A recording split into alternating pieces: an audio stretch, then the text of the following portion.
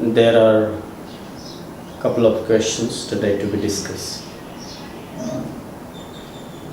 In my opinion, these are very significant questions people ask frequently to me, outside India especially.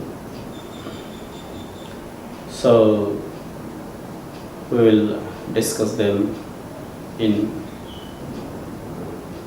brief details.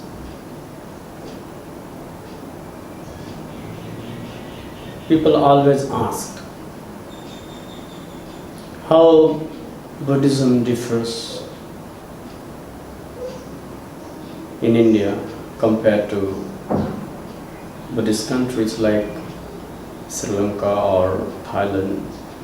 What are the differences between Indian Buddhism and popular Buddhist culture? People always ask me this question. And then they again put me one more question, because people are witnessing growth in the Buddhist population. So they also ask me how Buddhism is being spread in India, and what are the difficulties spreading Buddhism in India. These are very important questions, very significant. Before talking about any of the questions, I'd like to give a brief background regarding present Buddhism in India. As everyone is aware, everyone knows that Buddhism was born and flourished in India, and then it was sent, exported to a few countries. But however, Buddhism in its origin was disappeared. It was disappeared completely for a very long time, more than thousands. So it re-entered in India. It was reintroduced through Dr. B.R. Ambedkar just few decades ago. So we can say Buddhism is a new movement in Indian society. It's something very new. People didn't know before, at least. Yes, many times even today, many times when I travel outside, very learned people, we can say, these people, they ask me who you are and what sect or what religion you belong to. So I mean to say that the culture, Buddhist way of life in India was completely disappeared. So it is a new movement. It was newly introduced just before a few decades, as I told. So one more important question here arises. How did Buddhism re-enter in India? What are the reasons? Because in West now, many people, they have been attracted through meditation, through sometimes rituals and Buddhist ceremonies. So people, they are attracted, they want to know more about Buddhism, or sometimes they want to practice and then they become Buddhist. So this is normal trend, normal practice, what we see. These are the basic reasons how people get converted and how Buddhism is growing in West. But things regarding India are totally different. Of course, it is a a religious part. It's a religion, there is no doubt about it. But there is something more than just a religious belief. Buddhism was accepted in India not only just as a pure spiritual or religious movement, but it was in fact a social movement, as a revolution indeed. Majority of Indian population even today, they belong to Hinduism, which is actually based on discrimination, caste discrimination. There are several classes of the society, and people are divided in various groups, and there are subgroups and even groups, subgroups. So even we see India as a whole nation, as a big country, but these Indian people they're classified and they're separated from each other, including them in various groups. And these groups are systematically created. So I'm not talking about political theory here. There are some political theories discussing Hinduism in their perspective, but I'm not going to talk here today. So the lowest level or lowest class of that hierarchy known as Sudras and untouchables, outcast people.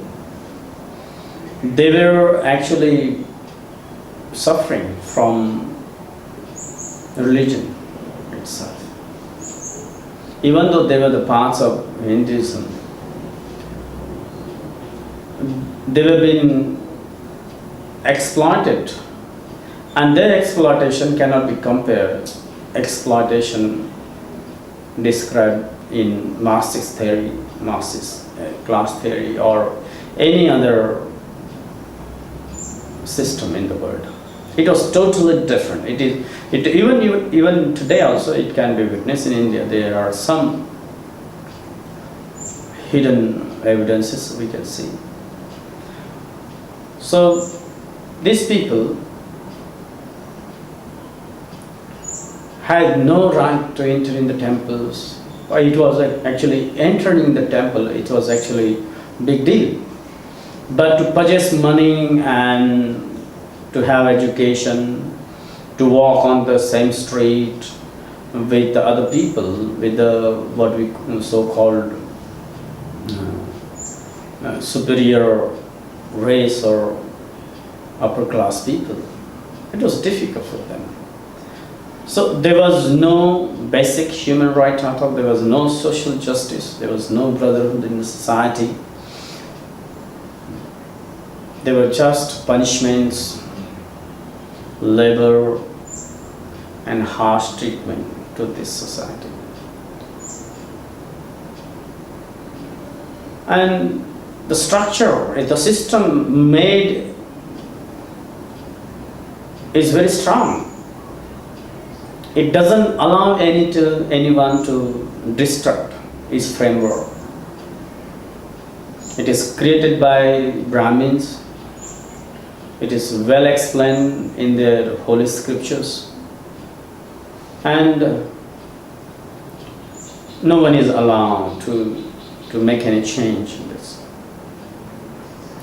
Sometimes degree can be exploitation degree can be even increased, but not to this. So these are the scenarios, these are the background reasons I'm explaining here. It is actually a primary reason how Buddhism entered in India. So there were actually various efforts. Some people, they wanted to make exhibition, they want to demonstrate, they want to show, they wanted to have their image, and they want to tell the society around the world that they are doing something great. but their intention was not really pure. Say for example, Gandhi's efforts, Mahatma Gandhi's efforts. He said he's fighting to eradicate the caste system and untouchability, not the caste system, sir. Actually, he was in favor of caste system. He accepted the caste system. He wanted to have a caste system in the society, and it is stupid to know. It is very stupid. How can you eradicate the untouchability, the harsh treatment to the people, those who belong to the lower caste or lower class? Having establishment of the caste system itself, it's just non-workable. It cannot work. I mean, you have system and the people are classified, the people are belong to this various section. When there is a section, there is then rules of this particular section. They need to be followed. How it can be possible that you want to upgrade the people without empowering them, without breaking the rules? Because the rules made are means antisocial, anti-development. You cannot have your development. These are the rules established in Hinduism. These are the varnashram and the caste system. These are actually explained as a rules, as a constitution of Indian people before freedom of India. So it cannot be eradicated unless and until we have removed the whole structure. Whole system must be shaken, must be restructured, or the system, the rules that regulates the caste system, that should be changed or that should be demolished. So, as I told, Gandhi and there are a few more who educated the caste eradication, but they could not succeed because their willingness was not genuine. They want to continue this brutal, cruel caste system. So people can be easily ruled. So there are some very strong political reasons for this. It is indeed a control, power control management, a great power control management to manage society. And as people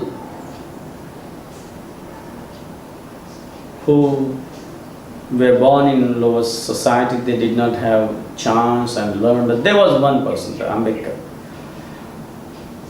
Fortunately, he got education, a higher education in United States and United Kingdom.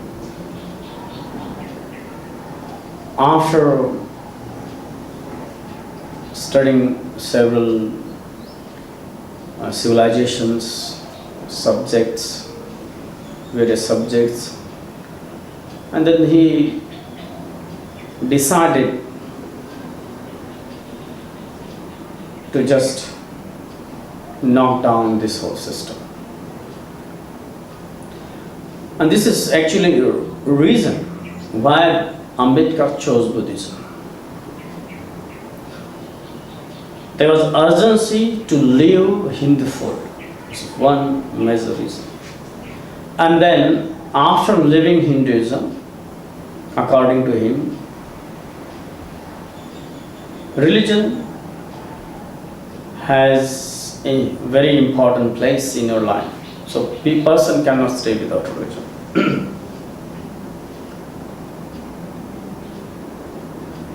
So living this so-called as as he said, it is a hell. It was hell for people, those who belong to lower class. So living this hell, that people belong to that class, they need a new life, new religion as well. So Ambedkar chose Buddhism. You have to understand. To eradicate, to get rid from Hinduism, Ambedkar chose Buddhism. In search of equality, brotherhood, justice, and prosperity. In his writings, he explains the features of Buddhism he was inspired by. Like, there is a freedom in Buddhism. You have your freedom to choose and think. You will not be forced to just blindly practice anything. Whatever been said, whatever been taught, it is not forced. People are free to decide their own whether they have made their mind to follow or accept. This is just simple explanation. And even Buddha never forced anyone. There is no forced conversion in the history of Buddhism at all. Sometimes teaching of the Buddha is called desana. Desana means to just to explain, just to state. These are the facts. This is the nature. This is how it is. If you want, you accept. If you don't, leave it. So this is how the Buddhist approach is.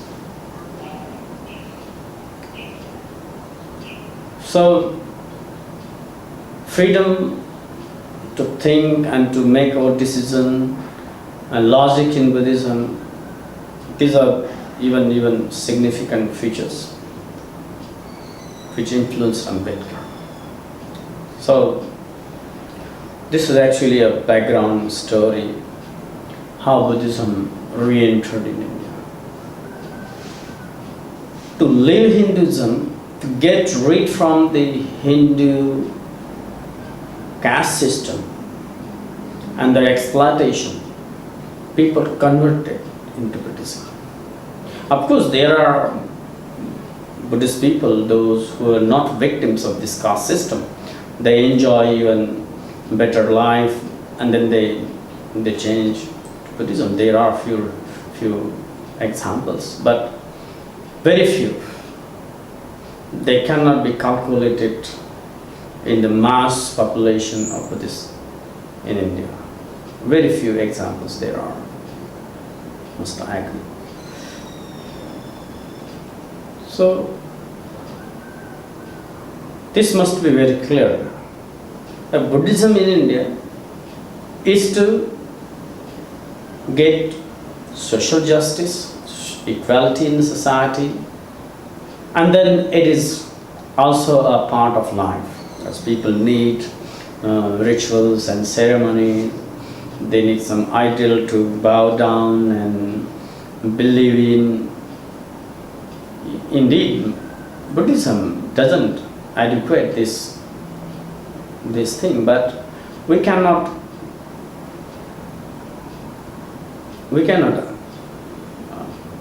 means confidently say that all Buddhist people around the world, they are convinced. Means there are what we call practical Buddhist and cultural Buddhist. People they are born in Buddhist family and they continue. They go to temple, they offer food, and they listen to monks, and this is how. Sometimes people, they do not put in the practice, but they belong to Buddhist fold, as I said.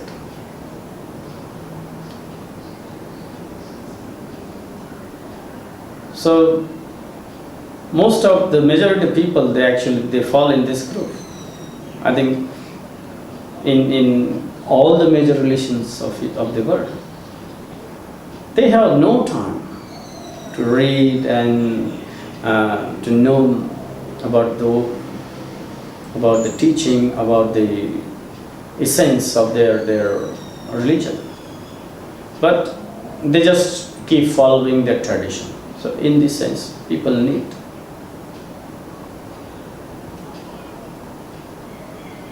So Buddhism in India, sometimes called Ambedkar Buddhism. Buddhism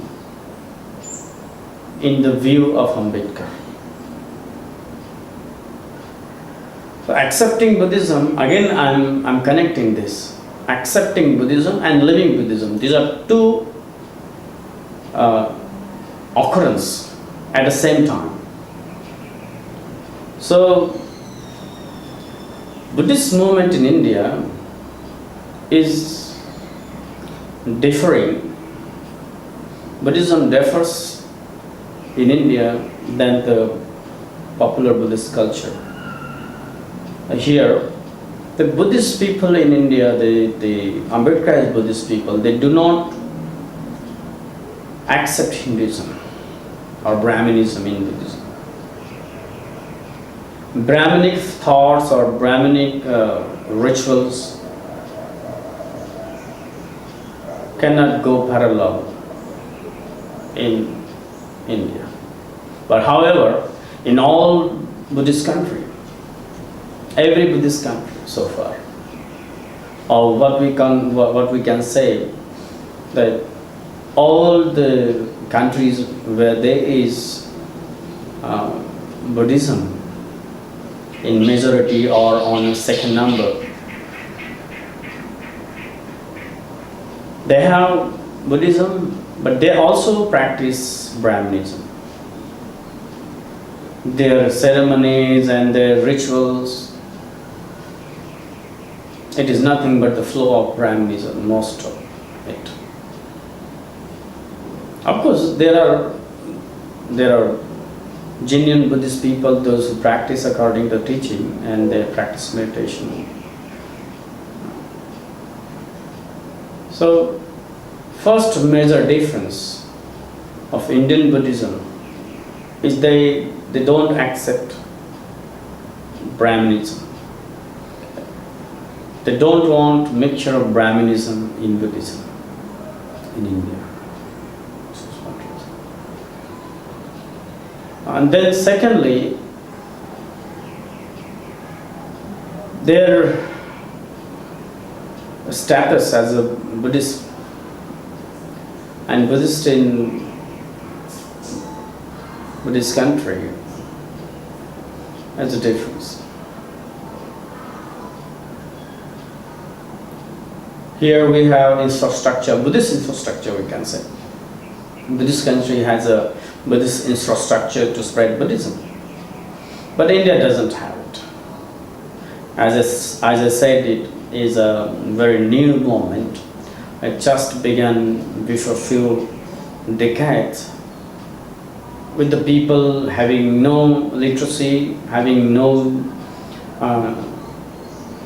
money in their hands, and they accept Buddhism. Things are getting better, but they lack infrastructure, Buddhist infrastructure especially. They don't have monasteries and Buddhist educational institutions or monks and what we can say, preachers who can propagate Buddhism. This is very important issue in India indeed. So, second question here is how Buddhism is propagated. Now, these 2-3 questions are actually related. People convince each other in India because Indian population, the Hindu population, out of 100% population, 80% of population, they are the depressed class. They are the Shudras and outcasts. It is 80%, at least 80%, according to Mandalayo.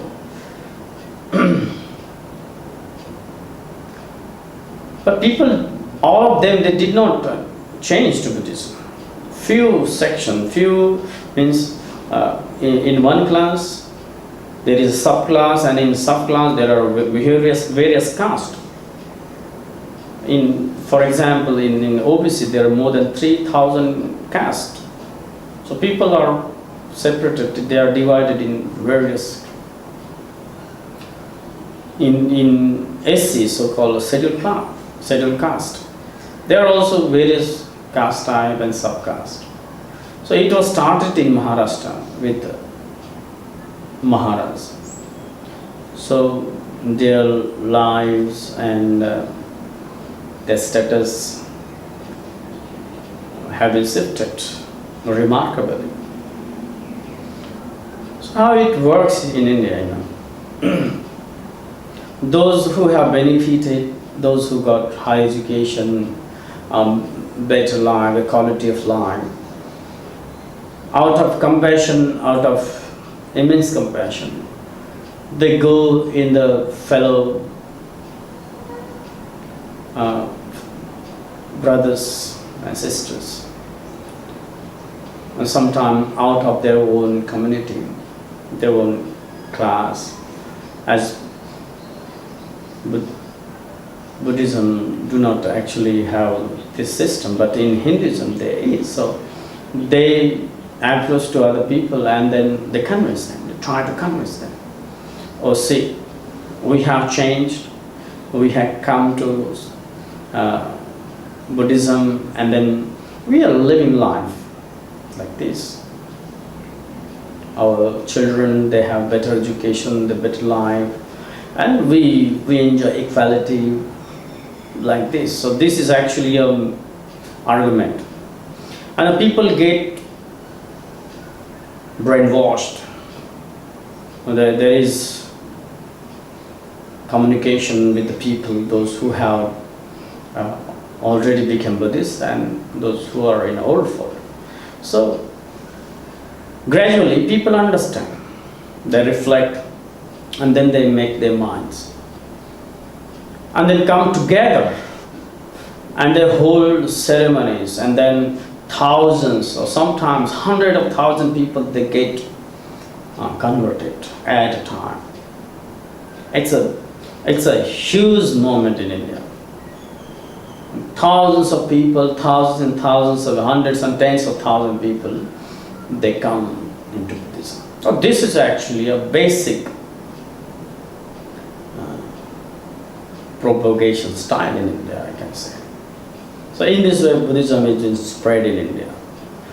It is started from Nagpur, it is started from center of India, and of course it covered Maharashtra first, and then it is now growing. It is growing slowly because to